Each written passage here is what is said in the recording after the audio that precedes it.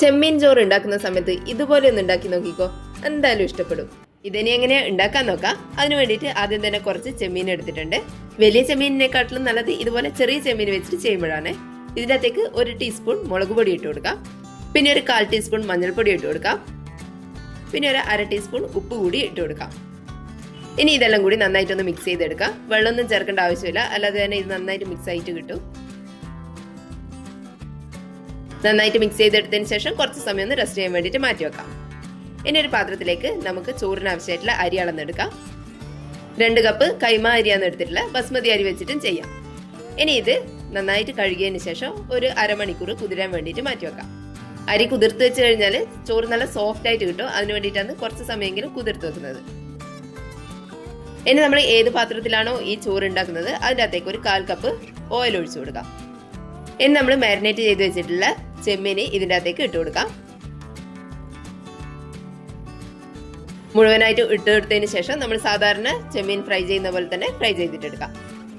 ഇതുപോലെ 2 ഭാഗം ഒന്ന് മുരിഞ്ഞു വന്നു കഴിഞ്ഞാൽ എണ്ണേൻ്റെ അകത്ത് കോരി മാറ്റാം. ഇനി അതേ പാത്രത്തിലേക്ക് തന്നെ ഒരു 1/4 കപ്പ് കൂടി ഓയിൽ ഒഴിച്ചു കൊടുക്കാം. സൺഫ്ലവർ ഓയിലാണ് ഉപയോഗിച്ചിട്ടുള്ളത്. ഇനി അതിൻ്റെ അകത്തേക്ക് ഓൾ സ്പൈസസ് എല്ലാം ഇട്ട് കൊടുക്കാം. ഒരു കഷ്ണം പട്ട, 3 ഗ്രാമ്പു, 3 ഏലക്ക, ഒരു സ്റ്റാർ, 2 ബേ ലീഫ് എല്ലാം ഇട്ട് കൊടുക്കാം. എണ്ണയിൽ ചെറുതായിട്ട് അതൊന്ന് വഴറ്റിയെടുത്തതിന് ശേഷം ഒരു 2 ടീസ്പൂണ് ഇഞ്ചി, വെളുത്തുള്ളി, പച്ചമുളക് ചതച്ചത് ചേർത്ത് കൊടുക്കാം. ഇനി ഇത് കുറച്ച് സമയം ഒന്ന് വഴറ്റി കൊടുക്കാം.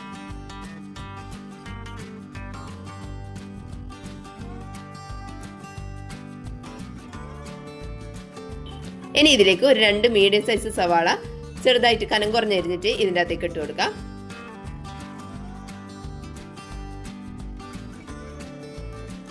സവാള പെട്ടെന്ന് വഴണ്ടി വരാൻ വേണ്ടിയിട്ട് ഒരു ടീസ്പൂൺ ഉപ്പ് കൂടി ഇട്ട് കൊടുക്കാം. ഇനി സവാള നന്നായിട്ട് വാടി വരുന്നവരെ ഒന്ന് വഴറ്റിയെടുക്കാം.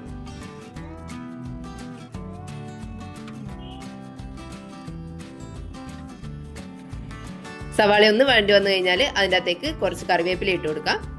1/2 ടീസ്പൂൺ മുളക് പൊടി ഇട്ട് കൊടുക്കാം. ഒരു 1/4 ടീസ്പൂൺ മഞ്ഞൾപ്പൊടി ഇട്ട് കൊടുക്കാം. 1 ടീസ്പൂൺ ഗരം മസാല കൂടി ഇട്ട് കൊടുക്കാം. ഇത്രയും പൊടികളാണ് ഈ ചോറിന് വേണ്ടിയിട്ട് നമ്മൾ ചേർത്ത് കൊടുക്കുന്നത്. ഇനി ഇത് നന്നായിട്ടൊന്ന് വഴറ്റിയെടുക്കുക. പൊടികളെ പച്ചക്കുത്തന്നെ മാറുന്നവരെ ഒന്ന് വഴറ്റി കൊടുക്കാം. ഇനി ഇതിലേക്ക് 2 ചെറിയ പഴുത്ത തക്കാളി ചെറുതായിട്ട് അരിഞ്ഞിട്ട് ഇട്ട് കൊടുക്കാം. തക്കാളി കുറച്ച് സമയം ഒന്ന് വഴറ്റി കൊടുക്കുക. ഈ മസാലയായിട്ടെല്ലാം ഒന്ന് മിക്സ് ആകാൻ വേണ്ടിയിട്ട് മാത്രം. അതിനുശേഷം അടച്ചു വെച്ചിട്ടൊന്ന് വേവിച്ചെടുക്കാം. ഇതുപോലെ ചെയ്തു കഴിഞ്ഞാൽ തക്കാളി നന്നായിട്ട് ഉടഞ്ഞു വരികയും ചെയ്യും. കൂടുതൽ സമയം വഴറ്റുന്നത് ഒഴിവാക്കാനും പറ്റും. ഒരു 5 മിനിറ്റ് നേരം മീഡിയം ഫ്ലെയിമിൽ വെച്ചിട്ട് ഇതുപോലെ അടച്ചു വെച്ചിട്ട് വേവിച്ചെടുക്കാം. ഇനി ഇതുപോലെ ഒരു സ്പാച്ചിൽ വെച്ചിട്ട് തന്നെ തക്കാളി നന്നായിട്ടൊന്ന് ഉടച്ചു കൊടുക്കാം. ഇനി നമ്മൾ കുതിർത്ത് വെച്ചിട്ടുള്ള അരി മുഴുവൻ വെള്ളവും കളഞ്ഞതിന് ശേഷം ഇതിൻ്റെ അകത്തേക്ക് ഇട്ട് കൊടുക്കാം. കൂടെ തന്നെ ഒരു 2 ടീസ്പൂൺ നെയ്യ് കൂടി ഒഴിച്ചു കൊടുക്കാം. ഇനി ഇത് കുറച്ച് സമയം ഒന്ന് വഴറ്റി കൊടുക്കാം. നമ്മൾ സാധാരണ ബിരിയാണി എല്ലാം ചെയ്യുന്ന സമയത്ത് അരി വറുത്തെടുക്കുന്ന പോലെ തന്നെ മസാലയായിട്ടൊന്ന് മിക്സ് ചെയ്തിട്ട് കുറച്ച് സമയം ഒന്ന് ഇതുപോലെ വഴറ്റി കൊടുക്കാം.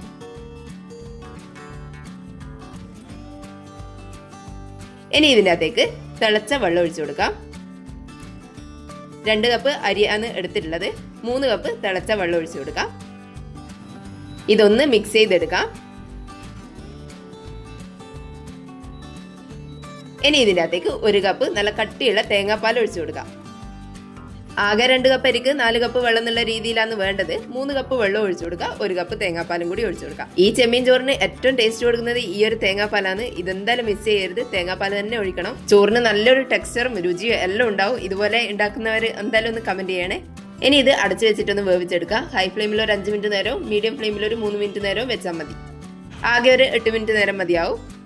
ഇതുപോലെ നന്നായിട്ട് വെന്ത് വന്നിട്ടുണ്ട്. ഫ്ലെയിം ഓഫ് ചെയ്തതിന് ശേഷം ഇതിനെ ഒന്ന് മിക്സ് ചെയ്തെടുക്കാം.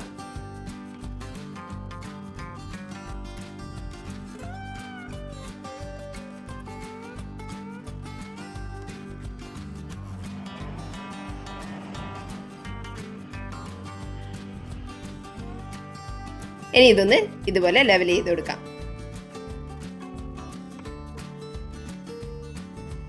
ഇനി ഇതിന്റെ മേലെ നമ്മൾ ആദ്യം ഫ്രൈ ചെയ്ത് വെച്ചിട്ടുള്ള ചെമ്മീൻ മുഴുവനായിട്ട് ഇട്ട് കൊടുക്കാം. ചെമ്മീൻ ഇതുപോലെ എല്ലാ ഭാഗത്തേക്കൊന്ന് ആക്കി കൊടുക്കാം. ഇനി ഇതിന്റെ മേലെ കുറച്ച് മല്ലിയില കൂടി ചെറുതായിട്ട് അരിഞ്ഞിട്ട് ഇട്ട് കൊടുക്കാം. ഇനി നമ്മൾ സാധാരണ ദം ചെയ്തെടുക്കുന്ന പോലെ വേറെ ഒരു പാത്രം അടിയിൽ വെച്ചതിന് ശേഷം ലോ ഫ്ലെയിമിൽ ഒരു 1/4 മണിക്കൂർ നേരം ദം ചെയ്തെടുക്കാം. ഫ്ലെയിം ഓഫ് ചെയ്തതിന് ശേഷം കുറച്ച് സമയം കൂടി അതുപോലെ തന്നെ വെച്ചിരിക്കുക. എല്ലാം കൂടി ഒരു അരമണിക്കൂറിന് ശേഷം തുറന്നു നോക്കാം. ഇനി ചെമ്മീനും ചോറും എല്ലാം കൂടി നന്നായിട്ടൊന്ന് മിക്സ് ചെയ്തെടുക്കാം.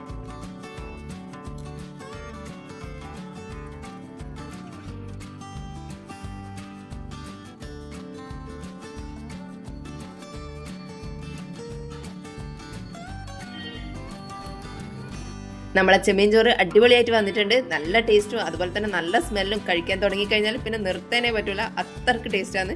എന്തായാലും ഇതുപോലെ ഒന്ന് ഉണ്ടാക്കി നോക്കിക്കോ. ലഞ്ച് ബോക്സിലേക്ക് വേണ്ടിയിട്ടെല്ലാം ഉണ്ടാക്കാൻ പറ്റിയ ഒരു അടിപൊളി റെസിപ്പി കൂടിയാണ്. എന്തായാലും എല്ലാവരും ഒന്ന് ഉണ്ടാക്കി നോക്കണേ. വീഡിയോ കണ്ടിട്ട് ഇഷ്ടപ്പെട്ടിട്ടുണ്ടെങ്കിൽ ഒന്ന് ലൈക്ക് ചെയ്ത് സബ്സ്ക്രൈബ് ചെയ്യണേ. താങ്ക്